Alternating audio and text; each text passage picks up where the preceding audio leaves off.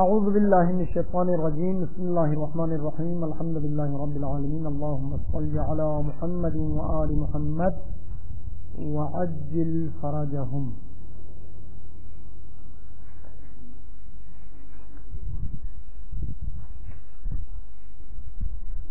کہاں پہنچے تھے؟ بحث چل رہی تھی عنوان اور معنون کی بحث میں. عنوان اور معنون سے مراد یہ ہے جب انسان کوئی حکم لگاتے ہیں کسی موضوع پر تو اس موضوع میں دو احتمال ہیں. ایک دفعہ آپ حکم کو ثابت کرتے ہیں اس موضوع کے مفہوم اور معنی لغوی کے لیے، ایک دفعہ آپ حکم کو ثابت کرتے ہیں اس موضوع کے افراد خارجی کے لیے. اگر آپ حکم کو ثابت کریں اس معنی اور موضوع کے معنی لغوی اور مفہوم کے لیے، مفہوم ذہنی کے لیے، اس وقت موضوع کہتے ہیں حمل اولی. مثلا الانسان نوع، الانسان کلی، تو یہاں پر الانسان موضوع ہے، کلی خبر ہے، انہیں محمول ہے. منطق میں موضوع اور محمول کہتے ہیں، علم نحو مبتدا خبر کہتے ہیں یا مصدر و مسلح کہتے ہیں. اور محکوم محکوم بھی کہتے ہیں. منطق میں دو اصطلاح ہیں، محکوم علیہ محکوم بہ. موضوع اور محمول ایک ہی بات ہے. تو یہ کلی ہونا مفہوم انسان کے لیے ثابت ہے یا افراد انسان کے لیے؟ افراد کام کرے آپ کلی ہیں، مفہوم انسان کے لیے ثابت ہے. افراد تو کسی پر سے نہیں آتا، افراد کے لیے نہیں ہے. افراد ہمیشہ کیا ہے؟ کلی خارج میں ہے یا نہیں؟ ذہن سے ہٹ کر کلی خارج میں ہے؟ کسی کلی کو چلتے ہوئے دیکھا ہے؟ وہ ذہن میں ہوتا ہے. خارج میں جتنے بھی ہوگا وہ سب جزوی ہوگا.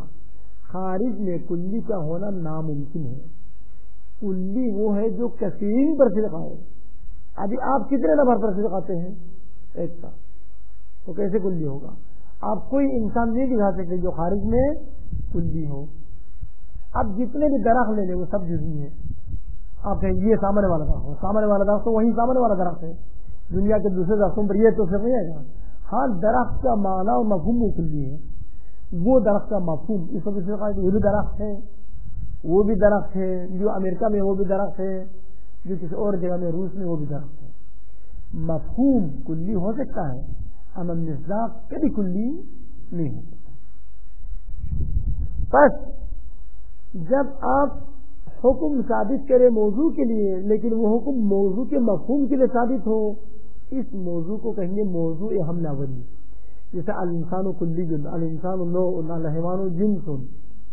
مفہوم حیوان جنس ہے، مصداق حیوان تو جنس ہی ہے، کیونکہ جنس وہ معنی ہے جس کے ماتحت میں بہت سارے افراد موجود ہوں. یہ سامنے فرق کرا. آپ کسی دیہات میں جاتے، کسی حیوان کے بارے میں جاتے ہیں تو کہتے ہیں یہ بکری کتنے میں سے آتے ہیں؟ اسی ایک پر. بس یہ جو بکری خارج میں ہے، یہ جو بیڑ خارج میں ہے، یہ جو گھوڑے خارج میں ہے، یہ کلی نہیں ہے، یہ جنس بھی نہیں ہے. مفہوم حیوان جاندار، یہ لفظ جاندار کا معنی وہ جنس ہے. اس میں حیوان بھی شامل ہے، گھوڑے بھی شامل ہے، گدھے بھی شامل ہے، بکری بھی شامل ہے، گائے بھی شامل ہے اور انسان بھی شامل ہے. اگر آپ موضوع کے افراد کے لیے حکم ثابت کریں تو اس وقت موضوع کا نام ہے موضوع بالحمل شائع. جیسے الانسان فی خسر، انسان خسارت اور گھاٹے میں، نقصان میں ہے. انسان کیا ہے؟ نقصان میں ہے. تو مفہوم انسان نقصان میں ہے یا مصداق انسان نقصان میں ہے؟ ان قیامت کے دن جہنم میں جانے والے مفہوم انسان ہے یا مصداق انسان ہے؟ جنت میں جانے والے مصداق انسان ہے، مفہوم انسان ہے. مفہوم کے کوئی جان نہیں ہے، اس کوئی تکلیف نہیں ہے. مفہوم انسان نہ کافر ہے نہ مسلمان ہے، نہ شیعہ ہے نہ سنی ہے، نہ ہندو ہے نہ مسیحی ہے. مفہوم انسان کچھ بھی نہیں ہے. مصداق انسان کافر ہے، مسلمان ہے، مومن ہے، منافق ہے، وہ سب مفہوم انسان نہیں ہے، مصداق انسان. الانسان اما منافق و اما مؤمن.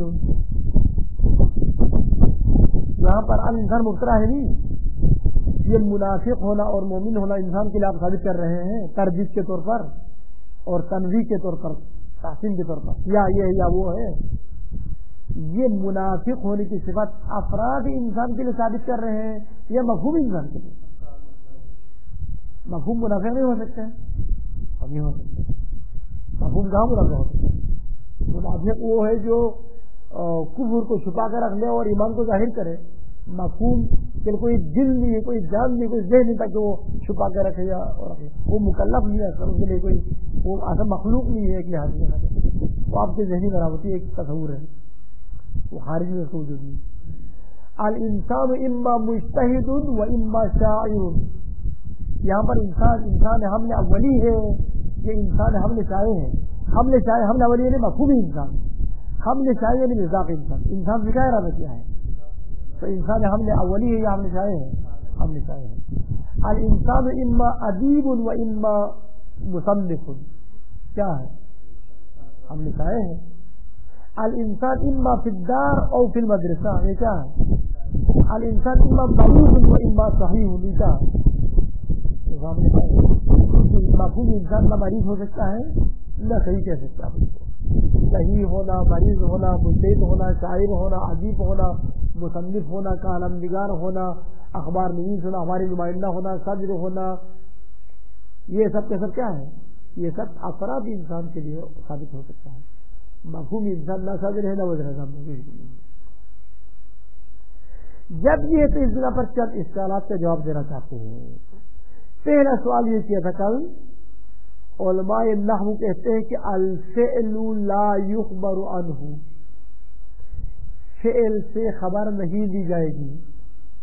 کہتے جھوٹ بولتے ہو، آپ نے خود اسی جملے میں فعل سے خبر دی ہے. الفعل مبتدا لا یخبر عنہ، یہ خبر. تو کیسے کہتے آپ نے فعل سے خبر نہیں دی جائے گی جبکہ آپ خود اسی جملے سے فعل سے خبر دے رہے ہوں؟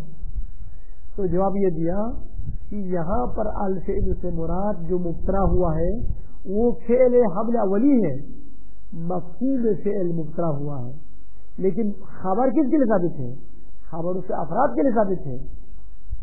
بس خبر فعل حمل شائع کے لیے ثابت ہے، نہ فعل حمل اولی کے لیے ثابت ہے. یہ جو آپ کو کل بتا دیا تھا. اشکال دور یہ ہے، دقت کریں. کل علماء منطق نے ابھی تعریف کی ہے جزئی اور کلی کی بحث میں. کیا کہا جزئی کی تعریف میں؟ الجزئی یمتنع صدقه علی کثیر.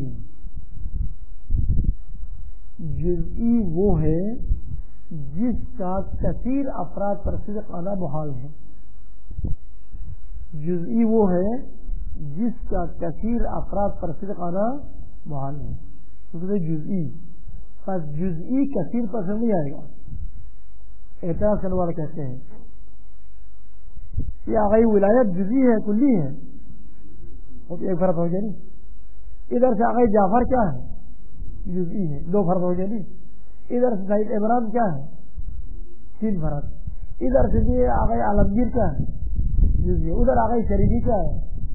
جزئی. یہ پنکھا کیا ہے؟ یہ درخت کیا ہے؟ آسمان کیا ہے؟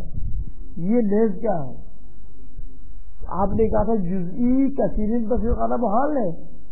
ابھی آپ کے سامنے بہت سارے افراد پر جزئی صدق آیا. یہ بھی جزئی ہے، وہ بھی جزئی ہے، وہ بھی جزئی ہے، وہ بھی جزئی ہے. پر جزئی افراد کثیر پر صدق آتا ہے. جبکہ آپ یہاں کہتے ہیں کہ جزئی وہ ہے جو کثیر افراد پر صدق نہیں آتا. بس یہ آپ کا یہ جملہ واقع کے خلاف ہے. تو کہتے کہ یہاں پر جو الجزئی ہے وہ الجزئی بالحمل الاولی مبتدا ہوا، وہ تو کلی ہے. مفہوم جزئی کلی ہے، جزئی ہے. مفہوم جزئی تو کلی ہے. تبھی تو عمران کو بھی سید عمران کو بھی کہہ سکا آپ جزئی، جعفر کو بھی کہہ سکا جزئی، عالمگیر بھی جزئی، ادھر سے ولایت بھی جزئی، ابراہیم بھی جزئی، سید قمر علی شاہ بھی جزئی. اما یہاں پر یمتنع صدق، یہ خبر یمتنع امتناع صدق مفہوم جزئی کے لیے ثابت ہے یا مصداق جزئی کے لیے ثابت ہے؟ یعنی کثیرین پر صدق آنا محال ہے، کثیرین پر صدق آنا ممکن ہے. مفہوم جزئی کے لیے ثابت ہے یہ حکم یا مصداق کے لیے؟ مفہوم کے لیے ہو تو پھر غلط ہو گیا، کل وارد ہو گیا نا پھر. یعنی جو خارج میں جزئی ہے، اس جزئی کے جو مصداق خارج میں ہے، یہ حکم ان کے لیے ثابت ہے. جیسے ان الانسان لفی خسر، گاٹے میں جو انسان ہے وہ مصداق انسانی مفہوم انسان ہے. یہاں بھی کثیرین پر صدق آنا ممتنی ہے، کون؟ مصداق جزئی. مثلا ایک مصداق یہ میز ہے، یہ میز کثیر میں صدق آیا نہیں آئے گا. ایک مصداق عالمگیر تھا نا، عالمگیر کتنے پر صدق آئے گا؟ ایک پر. بس جزئی اور مصداق جزئی. اور یہاں پر الجزئی سے مراد حکم جس جزئی کے لیے ثابت ہے وہ جزئی بالحمل شائع ہے، مصداق جزئی. اب اس جملے میں جو مبتدا ہوا ہے وہ جزئی بالحمل الاولی ہے، یعنی جو مبتدا ہوا ہے وہ مفہوم جزئی مبتدا ہوا ہے. اب جو حکم ثابت ہے وہ مصداق سے ثابت ہے. جس طرح سے ان الانسان لفی خسر میں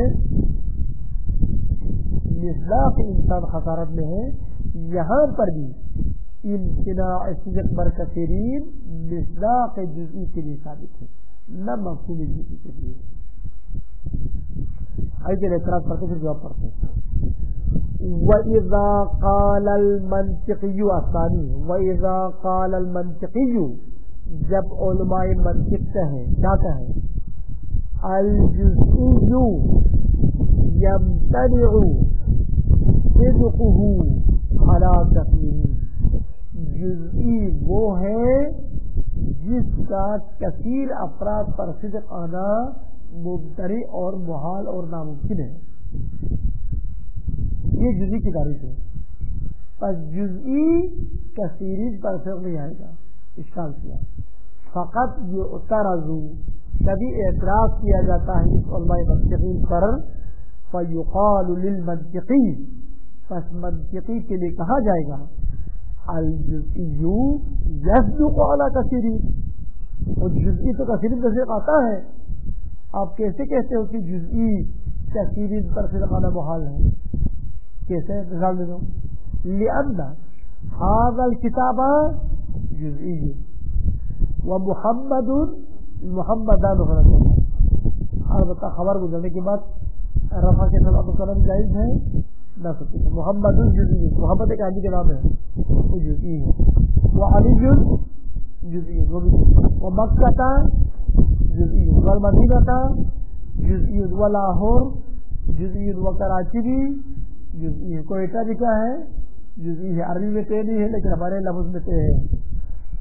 فَكَيْفَ قُلْتُمْ، پس کیسے کہتے ہو آپ کہ جزئی وہ ہے جو کثیرین پر صدق نہیں آ سکتا؟ ابھی آپ نے دیکھا صدق آ رہے ہیں، سب جزئی ہے. فَكَيْفَ قُلْتُمْ، پس تم لوگوں نے کیسے کہہ دیا یمتنع صدق الجزئی علی کثیرین، جزئی کا کثیرین پر صدق آنا محال ہے. جواب، وہ جزئی جو کثیرین پر صدق آنا محال ہے اس سے مراد مصداق جزئی ہے. اما وہ جزئی جو کثیرین پر صدق آتا ہے وہ مفہوم جزئی. پس جزئی بالحمل الاولی کلی یصدق علی کثیرین، واما الجزئی بالحمل الشائع جزئی حقیقی لا يصدق على كثيرين. والجواب مفهوم الجزئی أي الجزئی بالحمل الأولی کلی لا جزئی.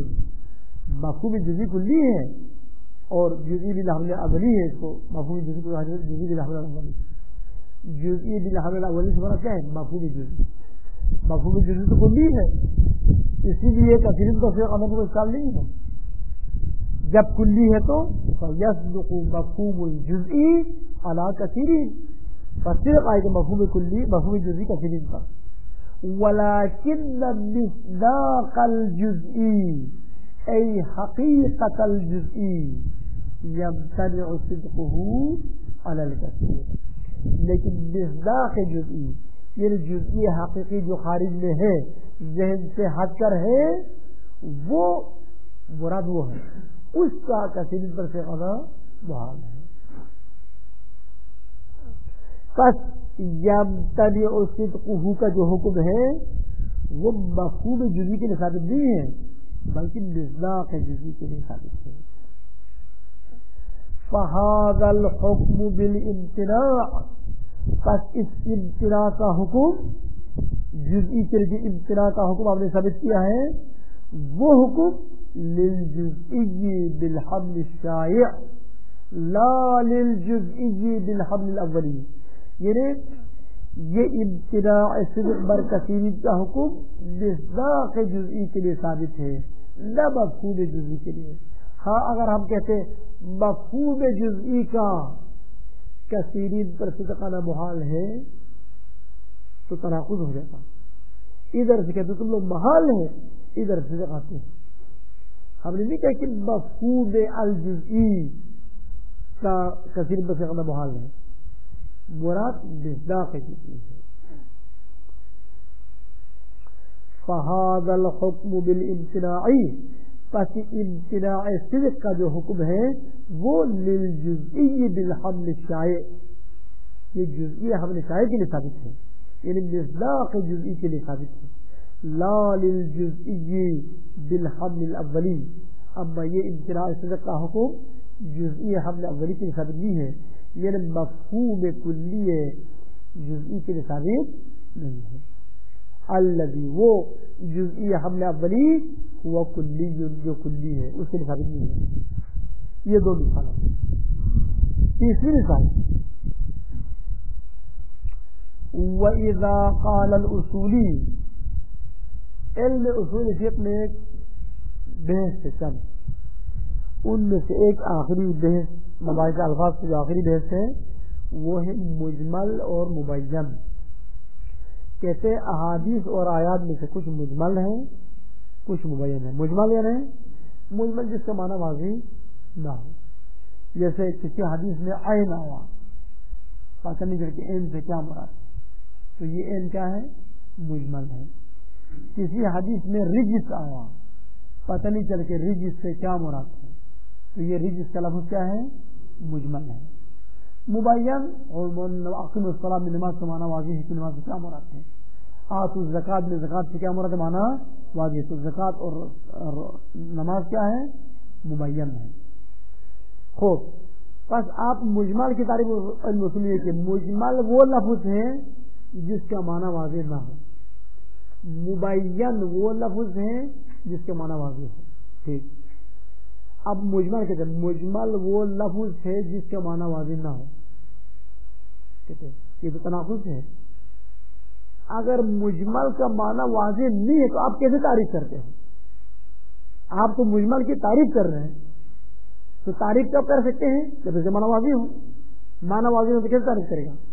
آپ ایک طرف سے کہتے ہیں کہ مجمل کا معنی واضح نہیں ہے اور اس طرح سے آپ تعریف کر رہے ہیں کہ مجمل وہ ہے.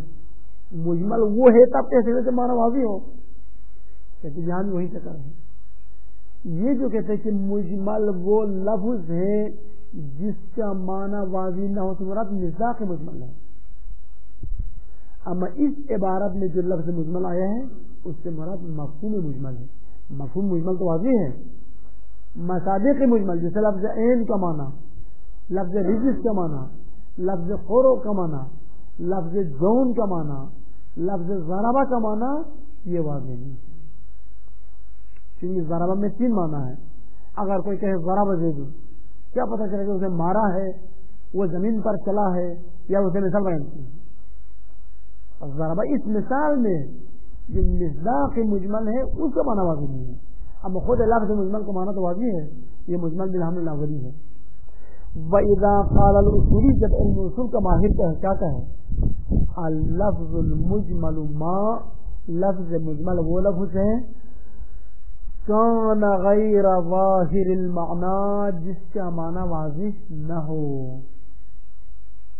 فقد یعترض فی باب الرأی، ابتدائی نظر میں علماء اصول پر اشکال کیا جاتا ہے. فیقال للأصولی، اصولی کے لیے کہا جاتا ہے اذا کان المجمل غیر ظاہر المعنی، جب مجمل کا معنی واضح نہیں ہے تو کیسے تعریف کرتے ہیں؟ فکیف جاز تعریف، جب مجمل کا معنی کسی کو پتہ نہیں ہے اس کا مطلب کہ مجمل کی آپ تعریف نہیں کر سکتے ہیں. تعریف بھی کیا لائے گا؟ وہی معنی لائے گا نا تعریف میں، جبکہ آپ اسی لفظ میں مجمل کی تعریف کی ہے. فکیف جاز تعریف، کیسے مجمل کی تعریف کرنا جائز ہوا؟ والتعریف لا يكون الا لما كان ظاهرا معناه، اور تعریف نہیں ہو سکتی مگر اس لفظ کے لیے جس کا معنی واضح ہو. جس لفظ کا معنی واضح ہو آپ اس لفظ کی تعریف کر سکتے ہیں، اب جس لفظ کا معنی واضح نہ ہو اس لفظ کی تعریف آپ نہیں کر سکتے. بس اس مجمل کی تعریف کرتے وقت آپ نے تناقض سے مرتکب ہوئے ہیں. ایک طرف سے کہتے ہیں کہ مجمل کا معنی واضح نہیں ہے، ایک طرف سے آپ مجمل کی تعریف کرتے ہیں. تعریف کرنا بتاتے ہیں کہ مجمل کا معنی واضح ہے، اور اسی جملے سے پتہ چلتا ہے کہ مجمل کا معنی واضح نہیں ہے. تو آنے واحد میں مجمل کا معنی واضح بھی ہے اور واضح نہیں بھی ہے، اور یہ اجتماع نقیضین ہے، یہ تو بالکل غلط ہے. جواب پھر وہی ہے، اس جملے میں جو لفظ مجمل آیا ہے اس مفہوم مجمل تو واضح ہے، یہ مبین ہے، لیکن اس کی مصداق جو خارج میں ہے اس کا معنی واضح نہیں ہے. جیسے مصداق ایک مجمل کا ایک مصداق کیا ہے؟ ضربہ ہے. اگر کوئی کہے ضربہ زید، کیا پتہ چلے گا آپ کو کیا مراد لیا ہے؟ ضربہ کی تین معنی ہے. اگر کوئی کہے رأیت عینا، میں نے عین دیکھ لیا، اور عین کے تو 70 معنی ہے، کون کیا دیکھ لیا آپ نے؟ پتہ نہیں چلے گا. لہذا مصادیق مجمل جو خارج میں ہے ان کا معنی واضح نہیں ہے، نہ کہ اس لفظ مجمل کا معنی واضح نہیں. لفظ مجمل ہم نے اولی ہے، یہ مفہوم مجمل، مفہوم مجمل تو واضح ہے، مصادیق مجمل واضح نہیں ہے.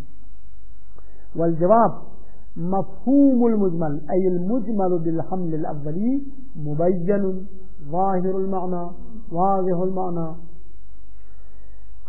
مجمل حمل اولی یہ مفہوم مجمل جس کا معنی واضح ہے، تبھی تو ہم نے تعریف کی ہے، ہم نے مفہوم مجمل کی تعریف کی ہے.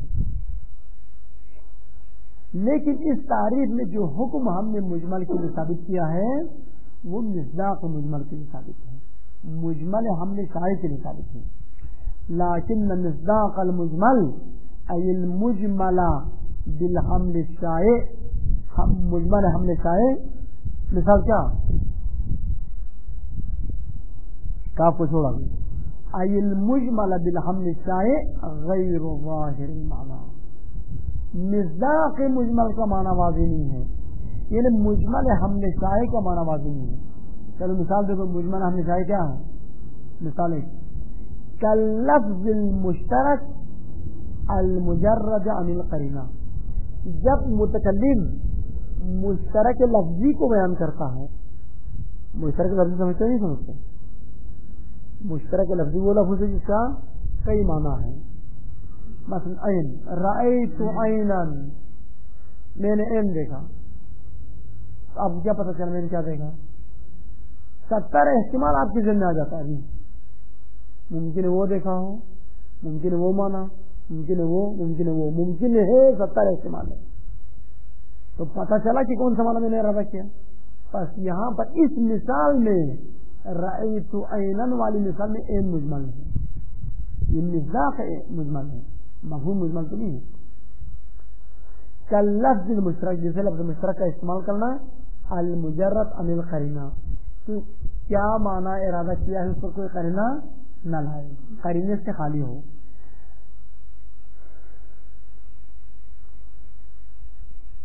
وہذا التعریف، اور یہ جو تعریف ہم نے کی ہے للمجمل بالحمل الشائع، یہ مجمل بحمل الشائع کی تعریف کی. یعنی کیا مقصد؟ یعنی اس تعریف میں جو حکم مجمل کے لیے ثابت کیا ہے وہ مجمل حمل شائع کے لیے ثابت ہے، نہ مجمل حمل اولی کے لیے.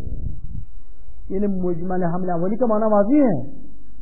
کیا ہے معنی؟ معنی یہی ہے جس کا معنی ہر وہ لفظ جس کا معنی واضح نہ ہو، یہ ہے مجمل بالحمل اولی کا معنی. اما اس لفظ کا معنی واضح نہیں ہے، مجمل بالحمل شائع کے لفظ کا معنی واضح نہیں ہے، جیسے لفظ مشترک وغیرہ. تمرینات کو رکھ لیں، کوئی اس میں کوئی خاص بات نہیں ہے. تمرینات خود حل کریں اور سمجھنے سے پوچھیں. جب یہ المرتبہ ایک دفعہ ختم ہو جائے گا تو دوبارہ دہراتے وقت تمرینات، عربی عبارت اور اس کی حل سب کرتے ہوئے لے آئیں گے. ابھی متن کو آگے لے جاتے ہیں تاکہ وہ سیم پر اس کو ختم کر سکیں.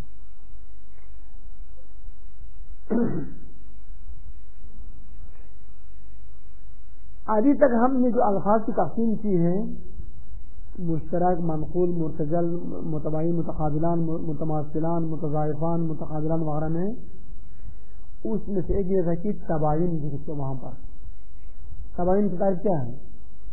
اگر دو لفظ ہیں ان دونوں کا معنی الگ الگ ہے، دونوں کا معنی الگ الگ ہے، تو ان کو کہیں گے متباینان. جیسے پتھر اور لکڑی، پتھر ایک لفظ ہے اور لکڑی بھی ایک لفظ ہے، ان دونوں کا معنی کیا ہے؟ دروازہ اور کھڑکی متباینان ہے. اب انسان اور بشر، ان کا معنی الگ الگ ہے یا ایک ہے؟ ایک ہے. تو یہ مترادفان ہے. متباینان کے مقابلے میں مترادفان ہے. ٹھیک. اب وہاں پر جو متباینان ہیں وہ دو مفہوم جس کا معنی الگ الگ ہے، وہ دو لفظ جس کا معنی الگ الگ ہے. ابھی اس بحث میں نسب اربع کی بحث میں ہم یہ سبق کرنا چاہتے ہیں، یہ دو مفہوم آیا خارج میں کسی فرد میں اکٹھے ہو سکتا ہے یا نہیں ہو سکتا؟ مثال سید اور طالب علم، یہ متباینان ہے مترادفان ہے؟ متباینان ہے. سید کا معنی ہے اولاد حاصل، طالب علم کا معنی ہے طالب علم، علم پڑھنے والا، متباینان ہے. آیا وجود خارجی میں کوئی ایسا آدمی ملے گا؟ نہیں ملے گا جس پر سید کا مفہوم بھی صدق آئے، یعنی وہ سید بھی ہو اور وہ طالب علم بھی ہو. ہوتے نہیں ہوتے؟ ہوتے ہیں. بس نسب اربعہ سے مراد ہے کہ دو مفہوم کو ہم آپس میں مقایسہ کرتے ہیں، یہ دیکھتے ہیں آیا وجود خارجی میں یہ آپس میں اکٹھے ہوتے ہیں یا اکٹھے نہیں ہوتے ہیں. اگر اکٹھے ہوتے تو نہیں ہوتے تو اس کو متباینان کہیں گے. اس کیا کہیں یہاں پر؟ متباینان کہیں گے. یہ متباینان اور وہ متباینان میں آسمان زمین کا فرق ہے. جس متباینان کو ہم سمجھ چکے ہیں اس میں کیا ہے؟ معنی لغوی الگ الگ ہو. وہ دو لفظ جس کا معنی لغوی اس کے متباینان. یہاں پر ان دو متباینان کے درمیان چار صورتوں میں سے ایک ہے. یہاں پر متباینان سے مراد کیا ہے؟ وجود خارجی میں یہ دو مفہوم جمع نہیں ہو سکتے. وہاں پر معنی لغوی الگ ہے، وجود خارجی کی بات نہیں ہے. ممکن ہے وجود خارجی میں مسلسل جمع ہو سکے، کیونکہ معنی لغوی دو ہے، مفہوم الگ الگ ہیں، اسے متباینان کہیں گے. یہاں پر مفہوم الگ ہونے کے مد نظر رکھ کر یہ دیکھنا ہے آیا وہ دو معنی جو الگ الگ معنی رکھتے ہیں، الگ الگ مفہوم رکھتا ہے، آیا وجود خارجی میں اکٹھے ہو سکتے ہیں یا نہیں ہو سکتے. اگر وجود خارجی میں اکٹھے نہیں ہو سکتے تو یہ وہاں کے لحاظ سے بھی متباینان ہے، یہاں کے لحاظ سے بھی متباینان ہے. وہاں کے متباینان معنی دو ہونا، یہاں کا متباینان وجود میں اکٹھا نہ ہونا. جیسے انسان اور پتھر، انسان اور پتھر وہاں پر کیا تھا؟ متباینان تھا، مترادفان تو نہیں تھا. یہاں پر کیا ہے؟ یہاں متباینان ہے، کیونکہ کوئی ایک فرق آپ کو نہیں ملے گا جو انسان بھی ہو اور پتھر بھی ہو، انسان بھی ہو اور دریا بھی ہو، انسان بھی ہو اور پہاڑ بھی ہو، انسان بھی ہو اور گھاس بھی ہو، یہ نہیں ملے گا. یہ ایک بات. بس وہاں کے متباینان میں یہاں نسب اربع کی وجہ سے چار صورتیں ہیں. ان میں سے کیا ہے؟ متباینان ہیں، جیسے انسان و پتھر. بس یا تو اصلاً جمع نہیں ہوں گے، کبھی بھی جمع نہیں ہوں گے، کسی ایک فرد میں بھی جمع نہیں ہوں گے، آدھا فرد میں بھی جمع نہیں ہوں گے.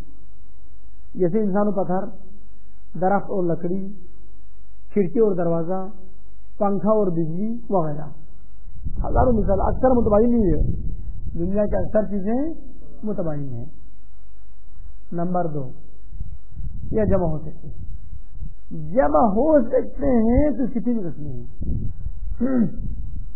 या तो हमेशा जमा है, कभी जुदा नहीं होते। जैसे इंसान और नातिक, इंसान का माना है औलाद आदम, नातिक का माना है या बोलने वाला या कुल्लियत दर्ज करने वाला। ये वहां क्या था, इंसान नातिक, इंसान का तर्जुमा क्या है, औलाद आदम, और नातिक का तर्जुमा क्या है, या बोलने वाला या कुल्लियत दर्ज करने वाला।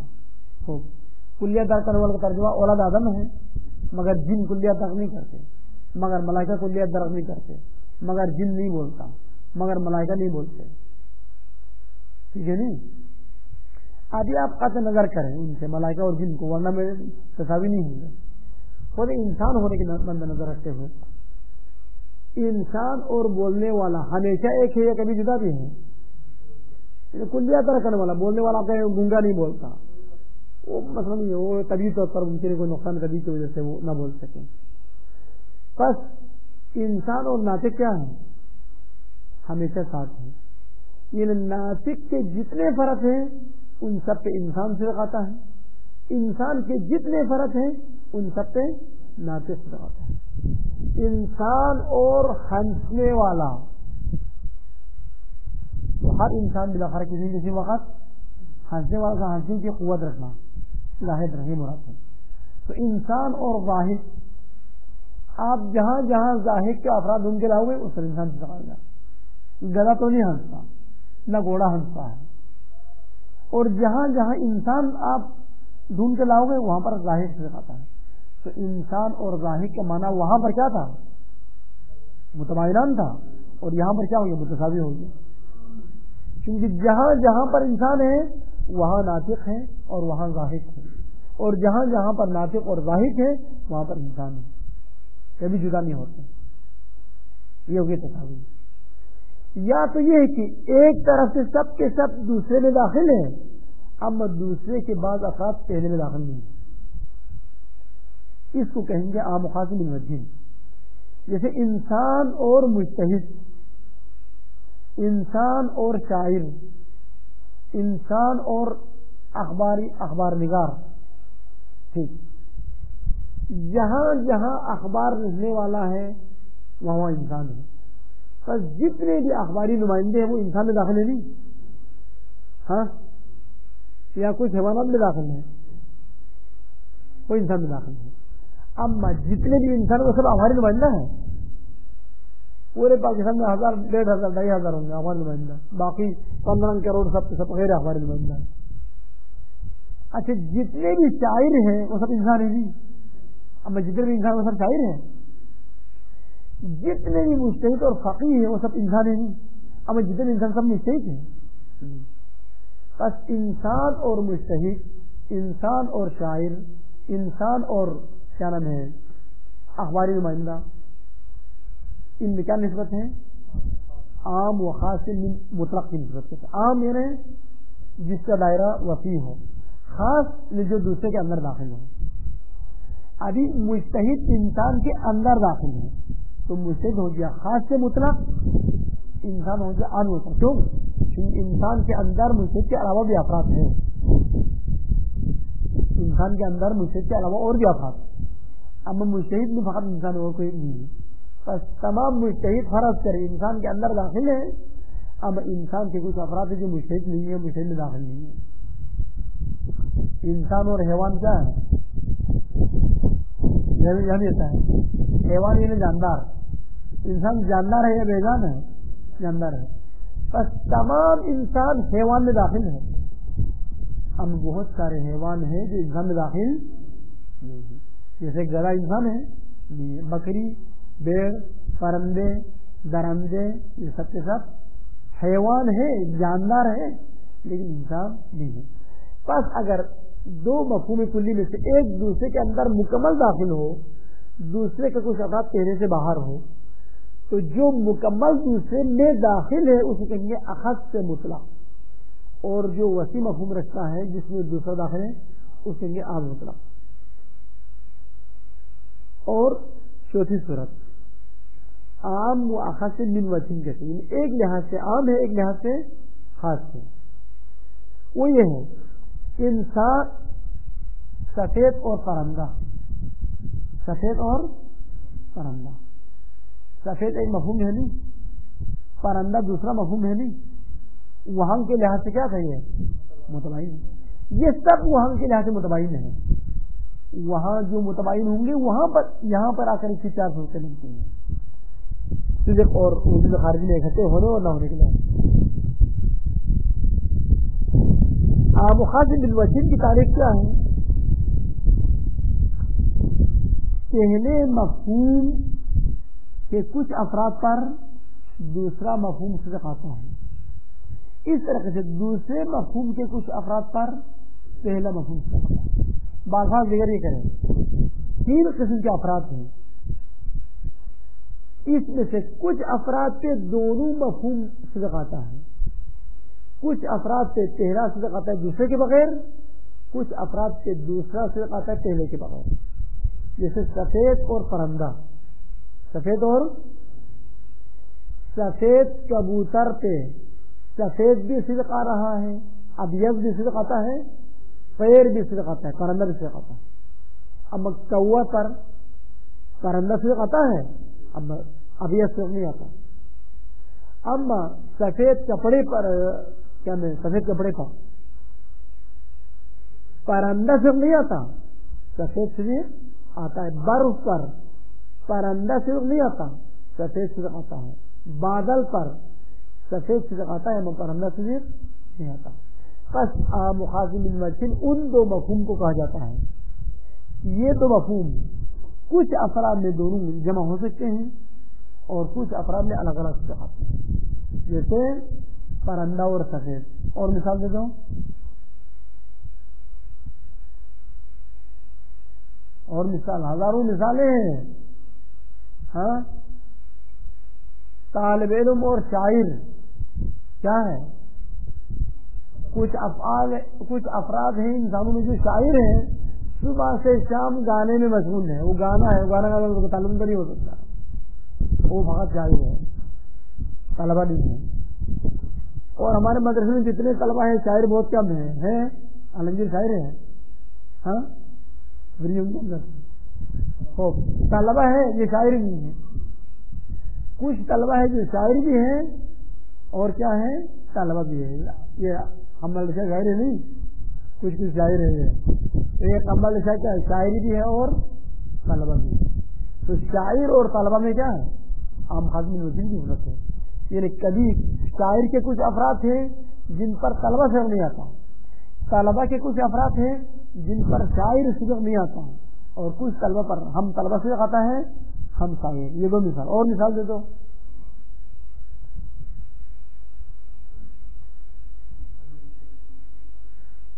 انسان اور وہ تو مطلق ہو جو مطلب خدا. تو آپ یہ کچھ حیوانات کو مثال کرنا چاہتے ہیں.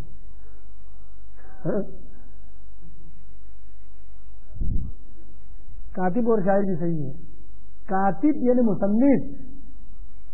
بہت سے مصنف ہیں جو شاعر نہیں ہیں، بہت سے شاعر جو مصنف نہیں ہیں، اور بہت سے شاعر جو مصنف بھی ہیں اور شاعر بھی ہیں. اور بہت سی مثالیں آپ بنا سکتے ہیں. النسب الاربع ٹائم ختم ہو گیا. اللہم صلی علی محمد وآل محمد وعجل فرجهم. کل سے اس کو ٹھیک 10 بجے رکھنا چاہیے.